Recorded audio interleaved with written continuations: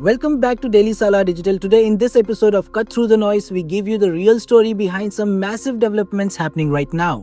We are talking about a 23-minute military operation that changed everything, a political controversy that's got everyone talking, and a global health crisis that could affect millions. Plus, we will dive into why YouTube is shaking up its monetization rules again and what India is doing in space that has everyone excited. I'm not just going to list headlines today. We are connecting the dots to show you how these seemingly separate events are actually reshaping power dynamics globally. So hit that subscribe button and let's cut through the news. Let's start with something that completely caught the world's attention. India's Operation Sindoor, and when I tell you about the precision of this operation, you're going to understand why this is such a big deal. According to India's National Security Advisor Ajit Doval, here's what happened. India hit 13 air bases, including 9 terror bases across Pakistan. The entire operation lasted just 23 minutes past 1 a.m. on May 7th. 23 minutes, that's not just impressive, that's a complete strategic statement. Now, what does this tell us? This isn't just about military capability anymore. This is India saying we have zero tolerance for terrorism and we have the technology and precision to back that up. It's a massive shift from reactive to proactive defense strategy. But here's where it gets really interesting. This bold military move is now playing out in domestic politics in ways we might not even expect. The BJP continues to mark June 25th as Constitution Assassination Day, referring to the emergency period as the darkest time in India's history. Standard political rhetoric, right? But then Congress MP Shashi Tharoor wrote this article for Project Syndicate that absolutely exploded within his own party. Tharoor didn't hold back. He talked about the unspeakable cruelty during the emergency, forced sterilization, slum demolitions. He said whatever order it brought came at a huge cost to the soul of our republic. Very strong words. But here's the kicker. Tharoor has been supporting Operation Sindoor, praising PM Modi, leading outreach delegations on terrorism. This led to Congress MP Manikam Tagore publicly asking if Tharoor is becoming a parrot, just repeating BJP lines word for word. That's political theatre at its finest, but it shows real internal battles within the Congress. Even with all these tensions, there's this fascinating cultural angle. Remember the controversy around Dassang's film Sardaji 3 with a Pakistani actress? Punjab's Chief Minister Bhagwant Mann defended it by saying, "We have a shared culture, we have the same language." He pushed back hard against patriotism certificates, saying you cannot issue a certificates of patriotism. The film made 42.6 crore in 10 days overseas, highest grossing Punjabi film of 2025 so far, but couldn't get released in India because of tensions. It shows how art gets caught in the middle of geopolitics. Now, let's talk about what's happening behind the scenes with India-US trade talks. Indian negotiators are back in the Washington, but they are playing it cool. They want a complete deal, not some interim arrangement. The message is clear. India's interests remain paramount and we are not bound by deadlines. What does the US want then? Agriculture, American whiskey, automobiles? But India is reluctant, especially on lowering tariffs for farm goods. Here's a guess of strategic play. India's chief negotiator Rajesh Agarwal pointed out the India's diversifying.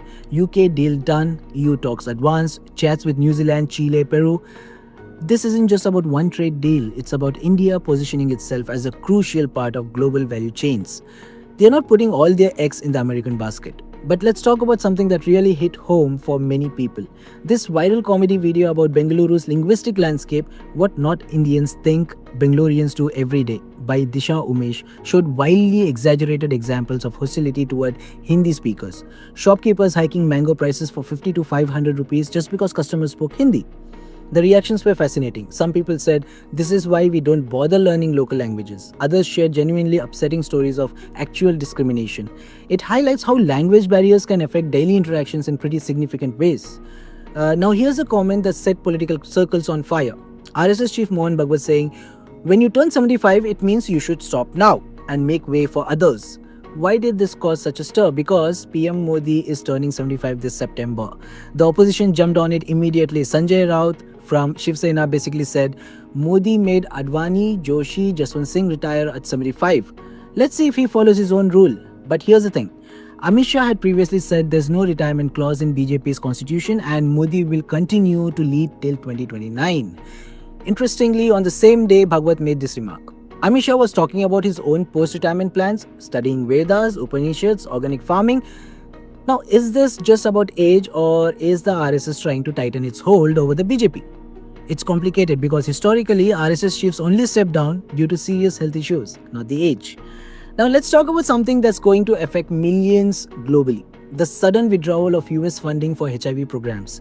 This is being called a systemic shock, and that's not hyperbole. The US pulled back $4 billion pledged for 2025 for global HIV programs following Trump's order to suspend foreign aid and essentially shut down US aid. UNAIDS put out a stark warning. If this funding isn't replaced, we could see more than 4 million AIDS-related deaths and 6 million more HIV infections by 2029. The immediate effects are already being felt. Destabilized supply chains, health facilities closing, clinics losing staff, prevention programs set back, testing disrupted. To put this in perspective, PEPFAR, the President's Emergency Plan for AIDS Relief started by George W. Bush in 2003, supported testing for 84.1 million people and treatment for 20.6 million. In Nigeria, PEPFAR funded 99.9% of the budget for HIV prevention medicines. Here's the really frustrating part. There's this new drug called IS2GO that's reportedly 100% effective in preventing HIV. 100%. But Gilead, the pharma company, is pricing it so high that it might be out of reach for the countries that need it the most. Even though generic versions are planned for 120 poorer countries, the access issue is massive.